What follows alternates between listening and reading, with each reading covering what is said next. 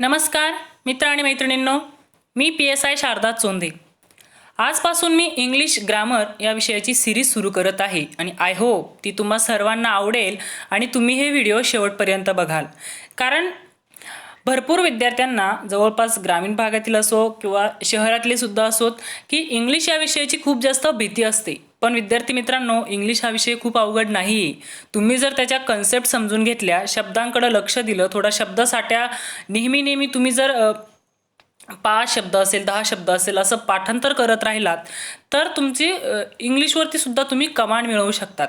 आणि राहिला विषय इंग्लिश ग्रामरचा, तर इंग्लिश ग्रामरचे मार्क्ससुद्धा खूप लवकर कव्हर होतात. त्यामध्ये फक्त काही कन्सेप्ट आणि काही रूल्स तुम्हाला लक्षात ठेवायचे आहे आणि मी त्याच पद्धतीने काही कन्सेप्टवरती जास्तीत जास्त भर देणार आहे आणि खूप मोजके रूल्स जे की वारंवार परीक्षेला विचारले जातात अशा रूल्सचा तुमच्याकडून जास्तीत जास्त सराव करून घेणार आहे. त्यासाठी तुम्ही हे व्हिडिओ शेवटपर्यंत बघा, 100% कॉन्सन्ट्रेशनने बघा. तुमच्या मनामधील सर्व प्रश्नांची उत्तरे तुम्हाला मिळालेली असतील. तर चला विद्यार्थी मित्रांनो, आता आपण वळूयात डायरेक्ट चॅप्टरकडे. तर पहिला चॅप्टर आहेत बघा आर्टिकल्स. खूप सोपा चॅप्टर आहे. खूप कमी रूल्समध्ये हा चॅप्टर आपण अभ्यासणार आहोत. त्यामध्ये मी सांगते की फक्त 20 रूल्सवरती डिपेंड हा चॅप्टर आहे आणि मी खूप महत्त्वाचे तुम्हाला समजेल अशा भाषेमध्ये हे रूल्स सांगणार आहे. त्यामुळे तुम्ही व्यवस्थित लक्ष द्या. तर बघा, आर्टिकलमध्ये प्रत्येक विद्यार्थी मित्राला माहीत आहे की 3 आर्टिकल असतात इंग्रजीमध्ये. 3 आर्टिकल कोणते? ए, ॲन अँड द. तर या 3 आर्टिकलमध्ये बघा थोडासा फरक आहे. फरक काय आहे बघा, अ अँड ॲन ही जी 2 आर्टिकल आहे ना, तर ही इनडेफिनेट आर्टिकल आहेत, म्हणजेच ती अनिश्चित उपपदे आहेत. आणि अनिश्चित उपपदे म्हणजे काय मित्रांनो, तर या पदांचा या आर्टिकलचा वापर नामासोबत केला जातो. म्हणजे असं निश्चित नसतं, त्या नामाच्या सोयीनुसार या आर्टिकलचा वापर केला जातो. जसं की ए असेल, ॲन असेल, हे ए कुठं वापरायचं, ॲन कुठं वापरायचं त्या नामावर डिपेंड करतं इथं काय वापरायचं, म्हणून ती अनिश्चित आहे असं त्यांना म्हणतात. नेक्स्ट बघा, द हे आर्टिकल. तर द हे आर्टिकल डेफिनेट आर्टिकल आहे, म्हणजेच निश्चित उपपद आहे.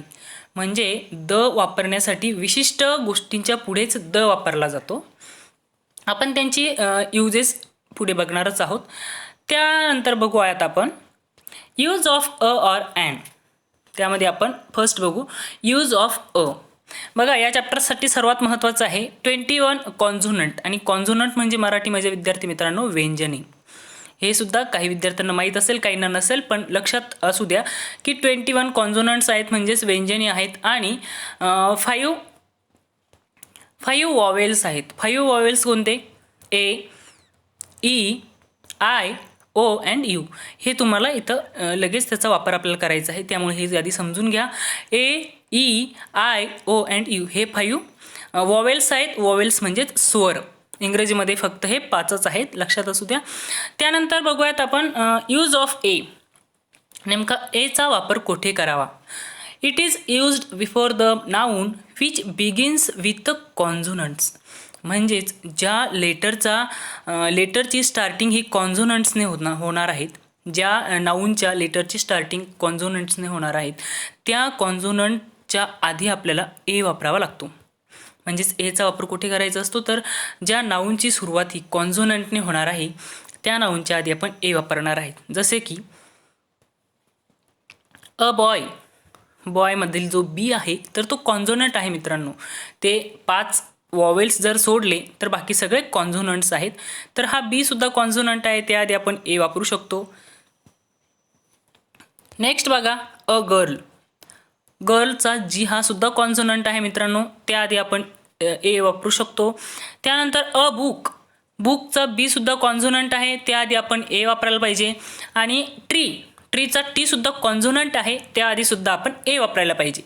तर बघा मित्रांनो, ही तर येथे आपण बघितलं आहे की कॉन्झोनंटच्या आधी आपण ए वापरायला पाहिजे, पण त्यासाठी काही एक्सेप्शन आहेत. आपण ते एक्सेप्शन समजून घेऊयात. If the noun begins with consonant but sounds as vowels it carries article an. म्हणजे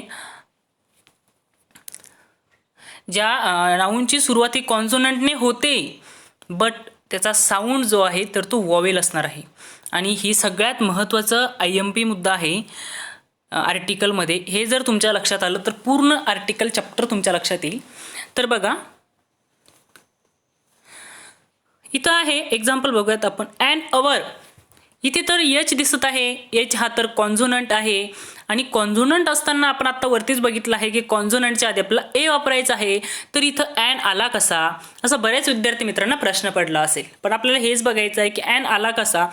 तर हा जो अवर आहेत ना मित्रांनो, याचा उच्चार हवर होत नाही, हे आधी लक्षात घ्या. हवर होत नाही, याचा उच्चार आहे अवर. अवर. अ हा काय आहे विद्यार्थी मित्रांनो, आपण साऊंडवर लक्ष देत आहे. त्याचा उच्चार कसा होतो आहे, अवर. म्हणजे हा जो अ आहे ना मित्रांनो, तर हा आहे वॉवेल. वॉवेल म्हणजेच काय आहे, हा मराठीमधील स्वर आहे.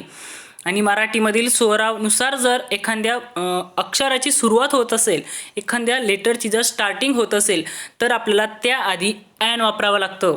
हे नीट लक्षात घ्या. सेकंड एक्झाम्पल बघूयात. An honest. ऑनेस्ट इथं यच दिसत आहे, हे हॉनेस्ट नसतं.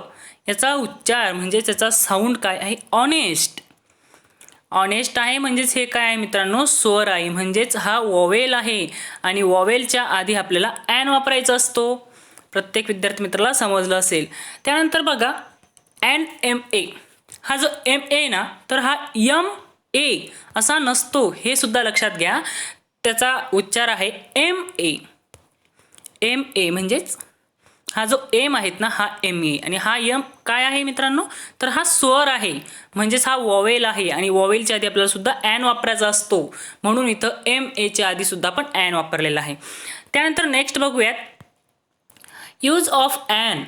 ॲनचा वापर नेमका कुठे करायचा असतो. It is used before the noun which begins with vowel. ज्या लेटरची स्टार्टिंग ही वॉवेलने होत आहे, त्या वॉवेलच्या आधी आपल्याला ॲन वापरायचा असतो.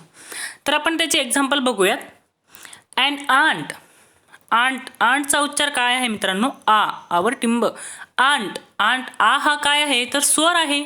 म्हणजेच हा वॉवेल आहे. म्हणून आपण त्या स्वराच्या आधी ॲन वापरलं पाहिजे. And orange. ऑरेंज झाला हा ऑरेंजचा ऑ. हा सुद्धा स्वर आहे, म्हणून आपल्याला इथे सुद्धा ॲन ऑरेंज वापरायचा आहे. And Apple. ॲपल हा झाला ॲपल. हा झाला स्वर. म्हणजेच आपल्याला त्या स्वराच्या आधी सुद्धा काय वापरायचं आहे, ॲन वापरायचं आहे. ॲन इलेफंट. इलेफंटसाठी काय येणार आहे, ई. ई हा सुद्धा स्वर आहे, म्हणून त्याआधी आपण ॲन वापरलेला आहे. तर बघा यासाठी सुद्धा काही एक्सेप्शन आहे मित्रांनो. If the noun begins with vowels but sounds as consonants it carry article a. म्हणजे ज्या नाऊनची सुरुवात वॉवेलने होत आहे, जसं की इथं दिसत आहे ॲन युनिटी.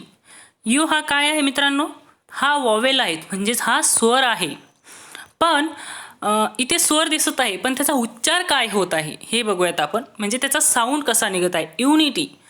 युनिटी हा यू काय झालंय हा मराठीमधील, तर हे झालंय व्यंजन. म्हणजेच काय झालं, हे कॉन्झोनंट झालंय. म्हणजेच कॉन्झोनंटच्या आधी आपल्याला ए वापरायचा असतो, आपण वरतीच बघितलेला आहे. म्हणून इथं यू जरी दिसत असेल मित्रांनो, तरी त्याच्या उच्चारावर डिपेंड करतं की त्याआधी आपल्याला ए वापरायचं आहे की ॲन वापरायचं आहे. म्हणून आपण त्याचा उच्चारावर भर द्यायचा आणि उच्चारावरून ठरवायचं. तर तसंच नेक्स्ट बघा an union. A union. A का वापरला आहे इथं, तर यू दिसतोय. यू तर व्यंजन स्वर आहे, म्हणजेच वॉवेल्स आहेत. मग आपल्याला ॲन वापरायला पाहिजे ना, पण नाही. त्याचा उच्चार बघूयात आपण. युनियन. युनियनचा उच्चार सुद्धा सेम तसाच होत आहे. यू य गाईचा य, युनियन. तर हा काय आहे विद्यार्थी मित्रांनो, मराठीमधील हा व्यंजन आहे आणि आपल्याला व्यंजनाच्या आधी सरळ सरळ ए वापरायचं आहे. म्हणून आपण अ युनियन असं ते घेतलेलं आहे. त्यानंतर अ युनिव्हर्सिटी सेम आहे. अ युनिट सुद्धा सेम आहे.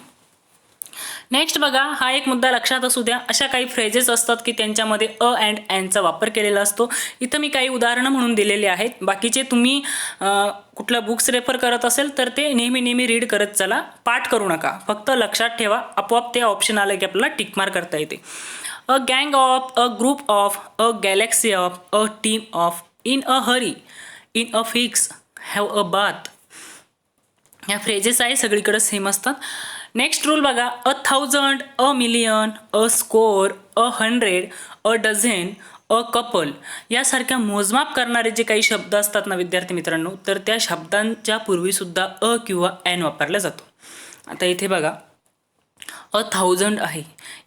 हा एक नियम आहे आणि मोजमाप करणारा कोणताही शब्द आला असेल, कुठलाही वर्ड येईल, त्याआधी किंवा ॲन त्याच्या उच्चारानुसार आपण ठरवायचं आहे. पण इथं कधी कधी असा प्रश्न पडतो विद्यार्थी मित्रांनो, मिलियन, मिलियन ही तर खूप मोठी संख्या आहे आणि त्याच्या आधी का वापरायचं? पण तो एक नियम आहे की मोजमाप करणारी संख्या असेल त्याआधी वापरावंच लागतं. बघा विद्यार्थी मित्रांनो, कोणतेही काउंटेबल नामापूर्वी किंवा ॲनचा वापर केला जातो. काउंटेबल नाम म्हणजे काय हे सगळ्यात महत्त्वाचं आहे. तर काउंटेबल नाम म्हणजे जे आपण नंबरमध्ये मोजू शकतो ते countable noun. A pen, a book, a boy, a man म्हणजे कसं 1 2 3 4 असं प्रमाणे यांना मोजता येतं. 1 मॅन, 2 मॅन, 3 मॅन, सेम असेच. नेक्स्ट बघा, किंवा ॲनचा वापर कुठे करू नये. कुठे करू नये हे सुद्धा महत्त्वाचं आहे. तर प्रॉपर नाऊनच्या पूर्वी कधीच किंवा ॲनचा वापर करायचा नसतो. जसं की अजय मुलाचं नाव आहे, हे प्रॉपर नाऊन आहे.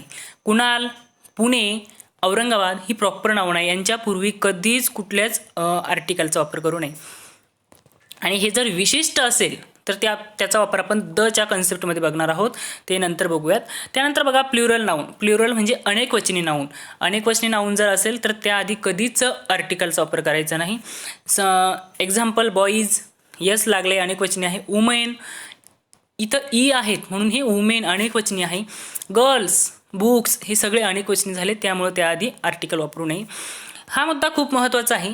मॅन, वुमेन या नामापूर्वी किंवा ॲन वापरला जातो. मात्र संपूर्ण मानव किंवा स्त्री जातीचा उल्लेख करण्यासाठी या शब्दांपूर्वी किंवा ॲन वापरत नाही. बघा, जनरल जर सेंटेन्स असेल तर मॅन अँड वुमनच्या आधी कधीही किंवा ॲन वापरला जात नाही. पण जर त्याच शब्दांचा उल्लेख जर एखादा वर्ग म्हणून म्हणजे पूर्ण स्त्री जातीचा उल्लेख करायचा असेल, पूर्ण पुरुष जातीचा उल्लेख करायचा असेल तर त्याआधी आपण आर्टिकल वापरू नये. सिंगल नेममध्ये चालते. तर इथे बघा एक्झाम्पल दिलेलं आहे, मॅन इज अ सोशियल प्राणी. मी हेच एक्झाम्पल का घेतलं आहे तर हे एक्झाम्पल किती जरी वेळेस रिपीट आयोगाने विचारलं आहे आणि ते तुमचंसुद्धा पाठ होऊन जावं बघत म्हणून मी सुद्धा त्याच एक्झाम्पलला इथं प्राधान्य दिलं आहे. Man is a social animal म्हणजेच काय तर मानव हा सामाजिक प्राणी आहे. म्हणजे पूर्ण मानव जातीच्या वर्गाबद्दल आपण बोलत आहोत, म्हणून आपण इथे आर्टिकलचा वापर केलेला नाही. त्यानंतर बघा, मॅन इज अ मॉर्टल, पूर्ण मानव जातीचा उच्चार केला आहे. Woman is a more sensitive than man. इथं कम्पॅरिझन केलं आहे वुमेन अँड मॅनचं. म्हणजे पुरुषांपेक्षा स्त्रिया हे जास्त सेन्सिटिव्ह असतात. एका स्त्रीबद्दल आपण बोलत आहोत का तर नाही, आणि एका पुरुषाबद्दल सुद्धा आपण बोलत नाही. पूर्ण पुरुष वर्गाबद्दल आणि स्त्री वर्गाबद्दल बोलत आहोत. जसं म्हणजेच पूर्ण स्त्री वर्ग जो आहे तो पुरुषांपेक्षा तुलनेने सेन्सिटिव्ह असतो, असे पूर्ण वर्गाबद्दल बोलत आहोत आपण, म्हणून वुमेनच्या आधीसुद्धा आपण आर्टिकल वापरलेलं नाही येतं.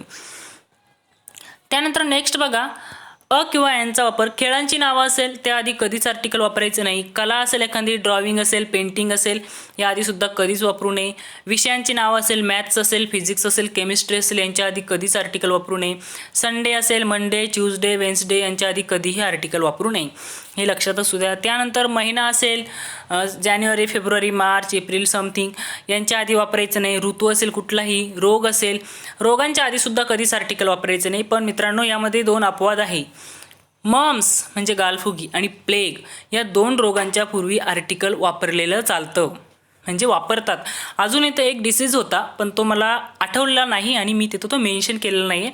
तुम्हाला जर वाचताना कधी लक्षात आलं तर तुम्ही ते नोट डाऊन करून ठेवा. नेक्स्ट मुद्दा आहे, अनकाउंटेबल मटेरियल नाऊन पूर्वी किंवा ॲन वापरू नये.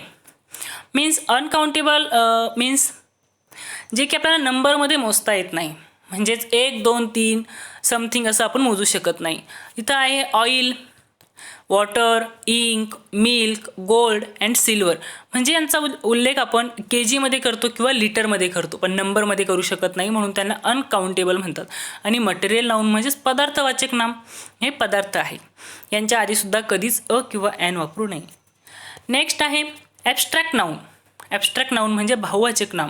यांच्या आधीसुद्धा कधीच आर्टिकल वापरायचं नाही. ब्रेवरी असेल, करेज असेल, पॉवर्टी असेल, ऑनेस्टी असेल, यांच्या आधी आर्टिकल वापरू नये. आता सगळ्यात महत्त्वाचं आहे very IMP use of the हे विशिष्ट ठिकाणीच वापरलं जातं, त्यामुळं ते व्यवस्थित लक्षात असू द्या. फर्स्ट रूल आहे विशेषणाच्या सुपरलेटिव्ह रूपापूर्वी द वापरला होतो. सुपरलेटिव्ह रूप मीन्स द स्मॉलेस्ट. ज्या शब्दांच्या किंवा ज्या नाऊनला सफिक्स एस टी लागलेला असतो, एस टी किंवा ई एस टी असेल काही ठिकाणी, ज्यांना सफिक्स ई एस टी किंवा एस टी लागलेला असतो त्याला सुपरलेटिव्ह रूप असे म्हणतात. आणि त्यांच्या आधी कधीही द लागलेलं असतं, हे लक्षात असू द्या. द स्मॉलेस्ट असेल, द ग्रेटेस्ट असेल, द बिगेस्ट असेल, द रिचेस्ट असेल. नेक्स्ट बघा, कुठलंही वर्तमानपत्र असू द्या त्यांच्या आधी त्यांच्या नावापूर्वी द वापरतात. द लोकमत टाइम्स असेल, द हिंदू असेल, द लोकसत्ता असेल. नेक्स्ट, जहाज असेल, रेल्वे असेल, यांच्या नावापूर्वी सुद्धा द वापरले जातं. The Sachkhand express, the Titanic जहाज, हे खूप विशिष्ट आहे, त्यांचे काहीतरी वैशिष्ट्य आहे म्हणून तिथं द वापरलेलं आहे. जगातील एकमेव वस्तूंपूर्वी, प्रसिद्ध इमारतींपूर्वी सुद्धा द वापरतात. जगातील एकमेव वस्तू आहे द स्काय, एकमेव आहे. द मून, चंद्र एकच आहे. द अर्थ, पृथ्वी एकच आहे. द ताजमहल एकच आहे पूर्ण जगामध्ये, म्हणून त्याच्या आधीसुद्धा द वापरलेलं आहे. बट इथे एक एक्सेप्शन आहे मित्रांनो. गॉड एकच आहे, पण त्याच्या आधी द वापरलं जात नाही कधीच, हे लक्षात असू द्या. पार्लिमेंटच्या आधी म्हणजे संसद, याच्या आधीसुद्धा द वापरलं जात नाही. अँड हेवन, स्वर्ग याच्या आधीसुद्धा द वापरलं जात नाही. असे अपवादात्मक मुद्दे जास्तीत जास्त लक्षात ठेवत चला. नेक्स्ट बघा, नद्या असेल, पर्वतरांगा असेल, वाळवंट असेल, यांच्या नावापूर्वी सुद्धा द आवर्जून वापरतात. द गंगा असेल, द यमुना असेल, the Himalaya, the Sahyadri, the Sahara. Next बघा, एखादा प्राणी असेल किंवा वस्तूंचा वर्ग असेल किंवा प्राण्यांचा वर्ग असेल, त्याच्या आधीसुद्धा द वापरतात. The cow is a very useful. इथे एका गायीबद्दल नाही बोलत आहे आपण की ही एक गाय खूप कामाची आहे, असं आपण बिलकुल म्हणत नाही. तर आपण पूर्ण गायीच्या वर्गाबद्दल बोलतोय. म्हणजे सर्वच गायी हा इज अ व्हेरी युजफुल, म्हणजे त्या खूप उपयोगी प्राणी आहे. The calculator is a useful. सर्वच कॅल्क्युलेटरबद्दल आपण बोलत आहोत की सर्वच कॅल्क्युलेटर खूप कामाचे आहेत. नेक्स्ट बघा, महाकाव्य असेल, एखादं धर्मग्रंथ असेल, त्यांच्या आधीसुद्धा द वापरावं लागतं. नंतर महासागर असेल, खंड असेल, यांच्या नावापूर्वीसुद्धा द वापरावं लागतं. The Ramayana, the Bible, the Hindi महासागर, द आशिया. बट येथे सुद्धा एक एक्सेप्शन आहे मित्रांनो. जर एक कुठलाही ग्रंथ असेल, त्या ग्रंथाचं जर लेखकाचं नाव दिलेलं असेल, त्या बुकसोबत जर लेखकाचं नाव दिलेलं असेल ना मित्रांनो, तर त्याआधी कधीच आर्टिकल वापरायचं नाही. म्हणजे असा विचार करायचा की या पुस्तकाचा मालक सोबतच आहे म्हणून येथे दला जागा नाही. बरोबर, आता तुम्ही कधीच विसरणार नाही. नेक्स्ट बघा, सिंगल आडनावापूर्वी कधीही द वापरल्या जात नाही. आणि जर एखाद्या आडनावापूर्वी द वापरलेलं असेल तर त्याचा अर्थ संपूर्ण फॅमिली असा होतो. हे समजून घ्या की द कुलकर्णीज, हे आर आहे मित्रांनो, इथं एरिया झालेला आहे by mistake. The Kulkarnis are very nice people. म्हणजेच जे कुलकर्णी आहेत ना, तर ते खूप चांगले माणसं आहेत असं त्यांना म्हणायचं आहे. म्हणजे कुलकर्णी फॅमिलीतले जे आहेत तर ते सर्वच खूप चांगले माणसं आहेत. म्हणजे जिथं द वापरलेलं असेल तिथं संपूर्ण फॅमिलीबद्दल आपण बोलत आहोत. आणि त्यावरून इथं एक म्हणजे संपूर्ण फॅमिलीबद्दल बोलत असं इथं सुद्धा आर येतं, हेही लक्षात असू द्या. ते आपण टेन्समध्ये बघणार आहोत. त्यानंतर दिवसातील वेळ दर्शविणारे असेल, वर्ड्स असतील, मॉर्निंग असेल, इव्हिनिंग असेल, आफ्टरनून असेल, यांच्या आधीसुद्धा द वापरलं जातं.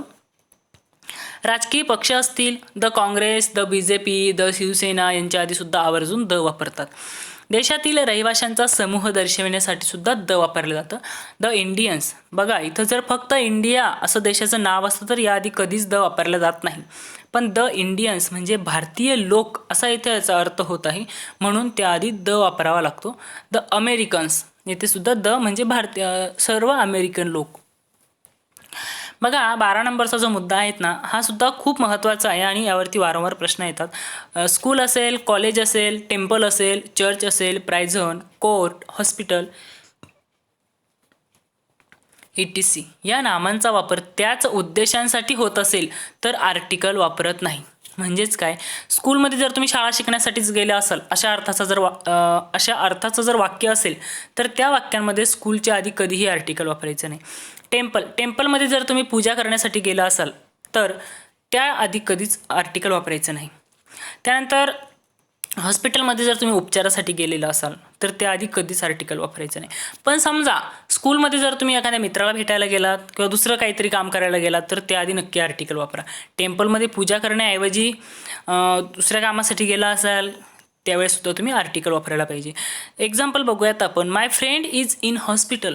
माझा मित्र हॉस्पिटलमध्ये आहे. आता मित्र हॉस्पिटलमध्ये आहे म्हणजे काय, तो उपचार घेण्यासाठीच गेलेला आहे. नंतरचं वाक्य आहे बघा, I went in the hospital to see his friend. मला माझ्या मित्राला भेटायला हॉस्पिटलला जायचं आहे. इन द हॉस्पिटल इथं द वापरलेलं आहे कारण तो मित्राला भेटण्याकरिता त्याला जायचं आहे, त्याला स्वतःसाठी नाही. नेक्स्ट बघा, दिशांच्या नावापूर्वी कधीही द वापरलं जातं. ईस्ट असेल, वेस्ट असेल, नॉर्थ असेल, साऊथ असेल, त्यासाठी नेहमी द वापरलं जातं. बट बघा इथं साऊथ इंडियन्स आहे. इथं साऊथ हे तुम्हाला दिशेचं नाव दिसतंय. नाव दिसता क्षणी लगेच त्यापुढे द लिहून घ्यायचं नाही, त्याचा पूर्ण अर्थ समजून घ्या. द साऊथ इंडियन्स म्हणजे दक्षिणेकडील भारतीय असा त्याचा अर्थ होतोय. जर वाक्याचा अर्थ बदलत असेल तर दिशाचा उल्लेख दिशा म्हणून जर होत नसेल तर तिथे द कधीच वापरायचं नाही. साऊथ इंडियनच्या आधी द कधीच वापरू नका. नेक्स्ट बघा, वाद्यांच्या नावापूर्वी द फ्लुएट, द गिटार असं जर वाद्य असेल तर त्यांच्या नावापूर्वी द कंपल्सरी वापरायचं. त्यानंतर ऐतिहासिक संस्था असेल, शैक्षणिक संस्था असेल, एखादं टेम्पल असेल, ग्रंथालय असेल, नाट्यगृह असेल, त्यानंतर हॉटेल असेल, सिनेमागृह असेल, अशा या प्रत्येकाच्या पुढं द वापरलंच पाहिजे. जसं की द फ्रेंच रिव्हॉल्युशन खूप फेमस आहे, द रामा इंटरनॅशनल, द संत तुकाराम नाट्यगृह असेल, द रयत शिक्षण संस्था असेल. शैक्षणिक किंवा ऐतिहासिक कुठलीही घटना असेल शक्यतो त्यांच्या आधी द वापरतातच. त्यानंतर नेक्स्ट मुद्दा आहे शोध लावलेल्या वस्तू. द टेलिव्हिजन असेल, द रेडिओ असेल, द फॅन असेल, खूप काही आहे शोध लावलेल्या वस्तू. त्या तुम्हाला वाक्यामध्ये आल्यानंतर लक्षात आल्या पाहिजे की याच्यासाठी एक रूल्स होता की शोध लावलेल्या प्रत्येक वस्तूच्या पुढं आपल्याला द वापरावं लागतं. तुमच्या स्पेलिंग करेक्शनसाठी सुद्धा तुम्हाला सेंटेन्स करेक्शनमध्ये सुद्धा तुम्हाला असे क्वेश्चन वारंवार विचारले जातात. नेक्स्ट आहे बघा, अवयवांच्या नावापूर्वी कधीही द वापरतात. हे सुद्धा लक्षात असू द्या. विद्यार्थी मित्रांनो, धन्यवाद.